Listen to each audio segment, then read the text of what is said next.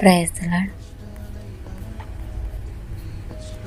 నిజమైన ప్రేమ అంటే ఏమిటి? ప్రేమ అంటే ప్రపంచం చెప్పేది కాదు. ప్రేమ అంటే దేవుడు చూపించిన మార్గం. బైబిల్ చెప్తుంది దేవుడు ప్రేమయే. మనుషులు మారిపోవచ్చు, మనసులు మారిపోవచ్చు, కానీ దేవుని ప్రేమ ఎప్పటికీ మారదు.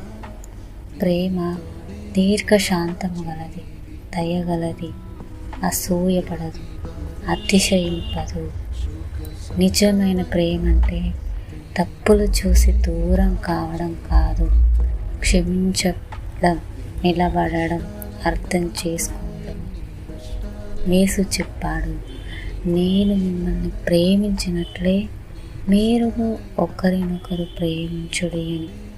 ఇదే నిజమైన ప్రేమ, నిబంధనలు లేని ప్రేమ, త్యాగం చేసే ప్రేమ. విధేయత అనేది దేవుని మాటను వినడం మాత్రమే కాదు, ఆచరించడం కూడా. మనకిష్టం లేకపోయినా దేవుడు చెప్పింది చేయడం, అదే నిజమైన విధేయత. విధేయతలో ఆశీర్వాదం ఉంది, విధేయతలో రక్షణ ఉంది, విధేయతలో విజయం ఉంది. మరలా విశ్వాసం అనేది చూడకపోయినా నమ్మడం. పరిస్థితులు ఎలా ఉన్నా దేవుడు మనతో ఉన్నాడని నమ్మడం. గాలి కనిపించదు, కానీ అది ఉంది. అలాగే దేవుడు కనిపించకపోయినా ఆయన పని చేస్తూనే ఉంటాడు. విశ్వాసం ఉన్నవారికి భయం ఉండదు, ఎందుకంటే వాళ్ళు దేవుని మీద నిలబడతారు.